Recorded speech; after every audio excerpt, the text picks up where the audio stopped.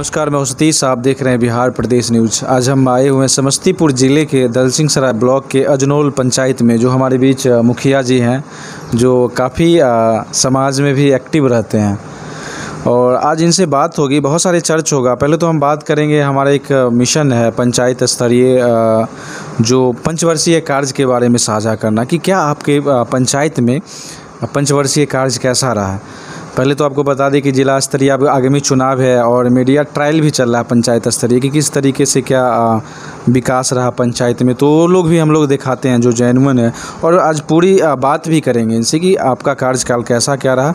तो सबसे पहले आपको मुखिया जी से रिप्रेजेंट करवाते हैं। जी मुखिया जी, आप। मैं दिलीप कुमार महतो, मुखिया अजनौल पंचायत जी। सबसे पहले मैं सतीश जी आपको धन्यवाद देता हूँ। बिहार प्रदेश न्यूज़ चैनल से आप आए हुए हैं इस अजनौल पंचायत की धरती पे।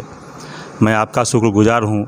मैं आपका बहुत ही तन मन से धन्यवाद ज्ञापन करता हूँ कि इस पंचायत में इस तरह का प्रोग्राम कभी नहीं हुआ करता है, और यह पंचायत बहुत ही घनी आबादी से बसे हुए पंचायत है, जिसमें गरीब जनता रहा करते हैं।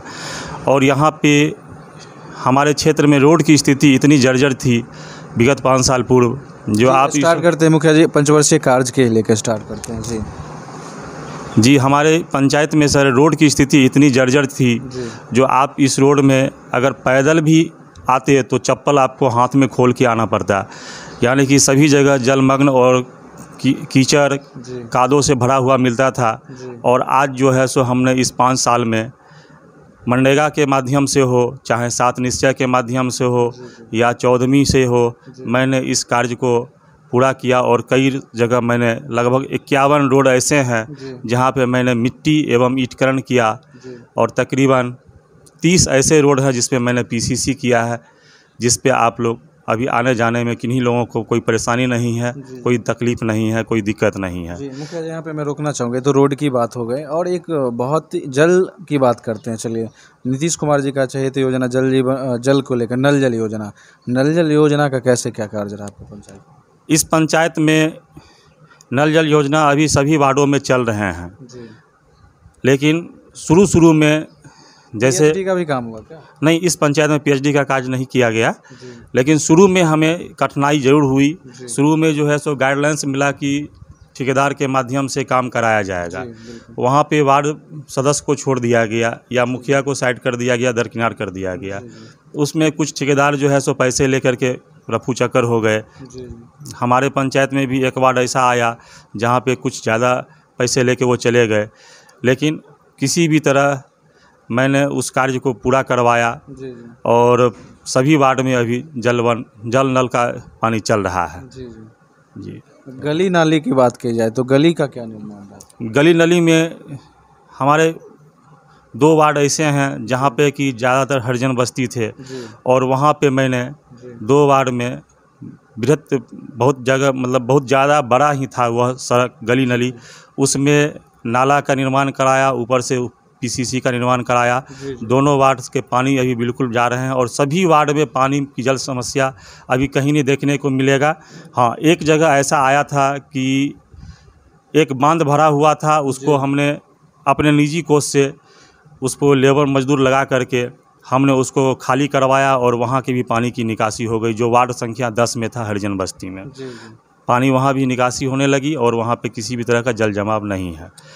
हमारा क्षेत्र दहनाल क्षेत्र है। यहाँ पे जो है सो वर्षा का पानी आता है, या नदी का बगल में एक बहापार बांध है। एक जनरली समस्या देखने को मिला अभी शहर और गांव में। आप देखते होंगे कि शहर में जहाँ पे बाढ़ की पानी तो नहीं, लेकिन जल की प्रभावित ज़्यादा करता है पानी, जो छोटे छोटे कस्बे और वो से निकल के आते हैं। क्या इस तरह की समस्या भी आप लोगों को देखने का पड़ता है गाँवों में जल का? शहर में एक्चुअली पानी निकासी की सही साधन से व्यवस्था नहीं है, इसी लेकर के वहाँ ज़्यादा जलमग्न हो जाता है। लेकिन गांव देहात में जो है सो चौर हैं, बगल में तालाब उलाब मिल जाते हैं। जैसे हमारे यहाँ पोखर हैं, खोकसा में भी पोखर है, अजनौल में भी पोखर हैं, तो इस लेकर के यहाँ पे ज़्यादा जल जमाव की समस्या नहीं होती है।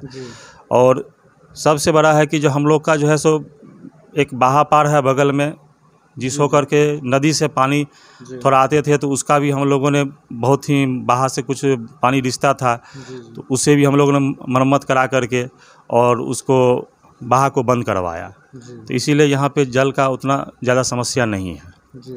चलिए, तो हो गई बात। और आपके पंचायत में बात करें तो शौचालय निर्माण का कैसे क्या रहा आपके पंचायत में? मेरे पंचायत में जिस समय 70% शौचालय का निर्माण हो गया था 2018 में, तो उस समय हमने ODF लिया था।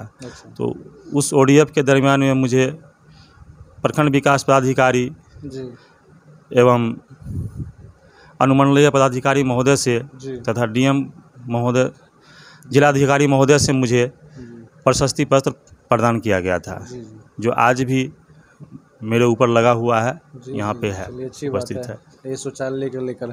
और बात करते हैं आपके प्रधानमंत्री आवास का, जो एक तो मुख्यतः जो ग्रामीण में होते हैं, जिन लोगों का घर ना हो, उनके प्रधानमंत्री आवास का भी दिया, कितना अभी तक हुआ आपका? मेरे यहाँ 640 प्रधानमंत्री आवास का वितरण हो गया है, जिसमें मेरा पुराना सूची जो था सेक सूची के माध्यम से 2011 के जनगणना के अनुसार, तो उसमें बहुत लाभुकों का नाम छूटा हुआ था। तो इसके लेकर के हमने कई बार प्रखंड विकास पदाधिकारी महोदय से मिले, तो उन्होंने आदेश एक रिटर्न रूप से जारी किए और हमारे यहाँ जियो टैग हुआ। 830 व्यक्ति का नाम जुटा, जो अभी जिसमें आधार कार्ड और बैंक खाता से लिंक किया गया है, जॉब कार्ड खुल गया है। अब उन लोगों को भी इस अगले मंथ से प्रधानमंत्री आवास योजना का लाभ दिया जाएगा। बिल्कुल। चलिए, एक और प्रश्न है मुखिया जी, पंचायती कार्य की देखा जाए तो बिहार सरकार का और केंद्र सरकार का क्या लग रहा है कि पंचायती कार्य के लिए आगे प्लानिंग है इन लोगों का, कुछ उस तरह से फंड रिलाइज किया जाए ताकि आगे और डेवलप हो ग्राम पंचायत? इस पे आप क्या देख रहे हैं, फीडबैक दे रहे हैं? सबसे पहले तो सतीश बाबू, आपका क्वेश्चन बहुत ही मार्केबल रहा। अभी जो आपने बोले कि जो एक तरफ आप मतलब भारत सरकार और दूसरी तरफ बिहार सरकार, तो मैं भारत सरकार से अनुरोध करूंगा, मनरेगा जैसे कार्य जो महात्मा गांधी का एक सपना था जिसे धरातल पर उतारने का, वो सपना आज साकार हो रहे हैं, लेकिन उसमें कुछ त्रुटियां हैं। त्रुटियां ये है, जिस मजदूर को हम आज 178 रुपये पे काम कराते हैं, आप किसी भी मजदूर को लेने के लिए जाइएगा तो 300 से 350 रुपये है, गाँव में तो 300 में तो आप 300 से 350 रुपये उसको पे करने पड़ते हैं हमें।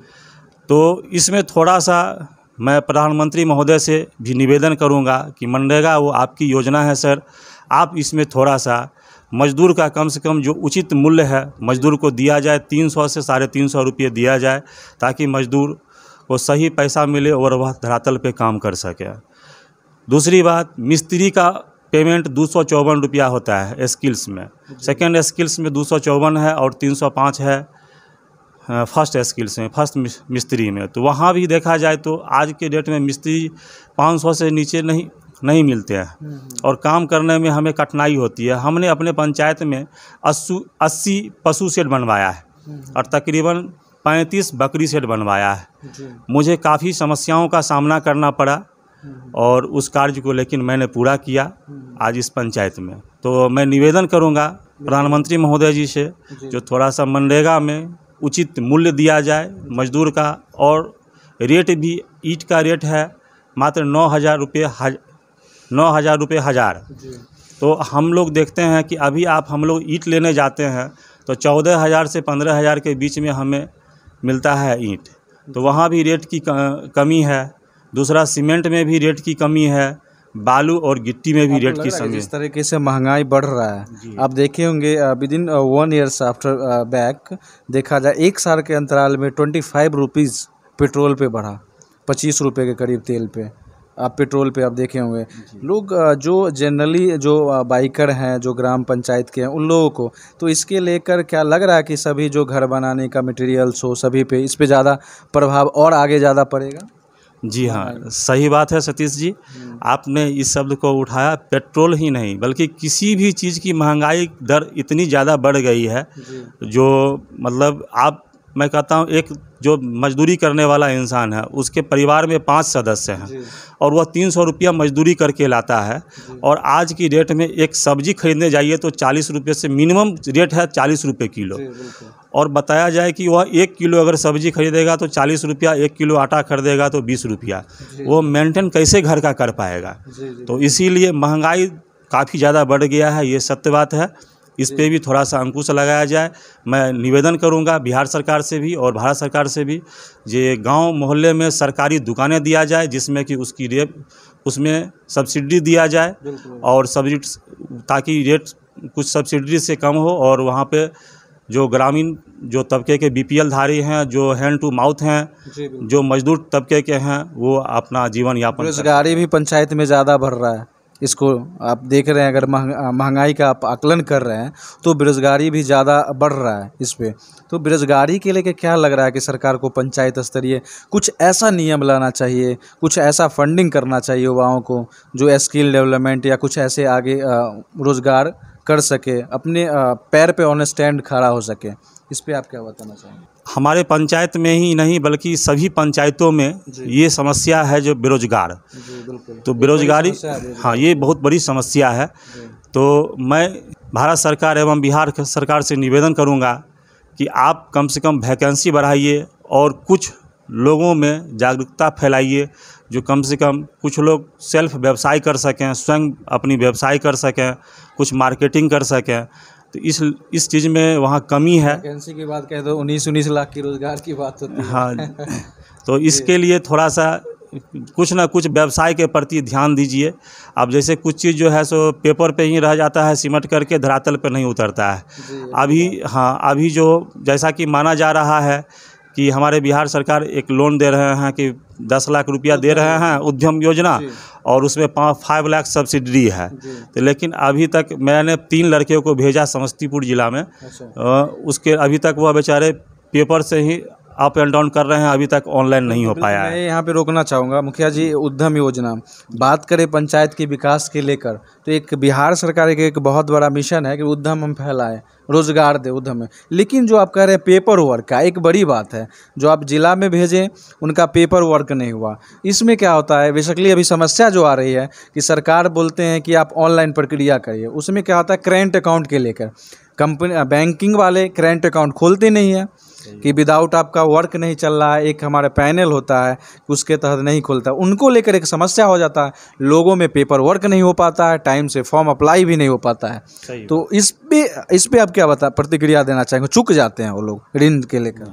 सही बात है सतीश बाबू, मैंने ऐसा देखा है कि मैंने 3 लड़के को वहाँ भेजा, उसके पास जो है सारे डॉक्यूमेंट्स थे। मैंने उसका जिस दुकान के नाम से वो चलाना चाहते थे उसका सारा कुछ करवा के दिया था। अब वहाँ वो दौड़ रहे हैं कि नहीं आपके जो है सो सेविंग अकाउंट पे हम नहीं करेंगे, तो करेंट अकाउंट हमको दिया जाए। तो करेंट अकाउंट खोलने के लिए सबसे पहले तो 10,000 रुपया आपको मनी चाहिए, उससे अब उसके बाद दूसरा चीज़ है जो आपका गारंटर भी उससे ऊपर होने वाला चाहिए, 10,000 से एबव वाले चाहिए। तीसरा चीज़ है जो हमारे अभी मैंने देखा है, जो उसका कहना है कि नहीं आप जो है सो पहले एक कंपनी, हाँ कंपनी के जिस जीएसटी का वाला फॉर्म भर के जो ला रहे हैं उस कंपनी को पहले जीएसटी से ऑथराइज कीजिए, उसके बाद हम आपका सेविंग करेंट अकाउंट खोलेंगे। तो ये समस्या आ रही है पेपर वर्क में। तो अभी दुकान जैसे कि हम किसी भी नाम से, जैसे मान लीजिए ट्रेडर्स के नाम से हमने लिया, दिलीप ट्रेडर्स या संदीप ट्रेडर्स ETC, तो पहले हमको बताया जा रहा है कि नहीं आप पहले जीएसटी को फुलफिल पूरा कीजिए, ठीक, देन आपके उसके बाद आपका करेंट अकाउंट खुलेगा। तो वहाँ पे ये समस्या आ रही है और काफ़ी ज़्यादा लोग दोहरा रहे हैं, कुछ थोड़ा मोड़ा पेपर की वजह से, जो वो जान रहे हैं कि पेपर है तो नहीं इस पर मोहर नहीं लगा हुआ है। अब अभी मान लीजिए जाति आय आवास में डिजिटल सिग्नेचर होता है अंचलाधिकारी महोदय का, अब वहाँ पे डिजिटल फॉर्म की वजह से उनको भी वापस कर दिया जा रहा है कि नहीं इस पर मोहर नहीं लगा हुआ है। अब ऑनलाइन होता है, अब ऑनलाइन के माध्यम से ही तो मान लीजिए कोई भी पेपर निकलता है, आप नेट से निकाल लिए, उसके बाद आप सबमिट किए। तो उस क्लाइंट के पास ये भी समस्या आया कि सर इसमें मोहर मरा दीजिएगा तब हमारा काम होगा, बिना मोहर का काम होगा तो नहीं, वहाँ बोले हैं मोहर लगा रहना चाहिए। तो ये सब समस्याएं आती है अभी इस योजना इस तरह में। की अगर समस्या है तो पंचायत कैसे विकास हो? जी, सही अगर बात इस है। तरह की समस्या हाँ, हो तो तो स्वाभाविक है विकास में आपको अवरुद्ध होगा। आप मान लीजिए वो कागजी ही प्रक्रिया होके रह गया। जी। आप पूरे ज़िला में मान लीजिए आपको 200 आदमी को करना है, सिर्फ 10 आदमी को आप कर रहे हैं, जी, जी। ठीक है ना। तो दिखावा के लिए बिहार सरकार दिखावा के लिए कुछ दे रहे हैं कि नहीं हम आपको यह योजना दे रहा हूँ, लेकिन योजना सच्चाई में क्या है तो वहीं पे जाके रुक जाती है। चलिए, मैं आपको बहुत टाइम लिया मुखिया जी, आपसे मैंने यहाँ से मुखिया जी से बात किया पूरी चाहे हम पंचायती कार्य को लेकर बात किया, नल जल हो, चाहे रोड भी की बात की, पंचायती कार्य का मैंने आपको यहाँ से दिखाया। तो मुखिया जी, आपको चैनल से जुड़ने के लिए बहुत बहुत धन्यवाद। Thank you. धन्यवाद संदीप जी, आप अजनौल पंचायत में आए, इस सरजमी पे आए, इसके लिए मैं आपका शुक्रगुजार करता हूँ और आपके बिहार प्रदेश न्यूज़ चैनल को धन्यवाद देता हूँ।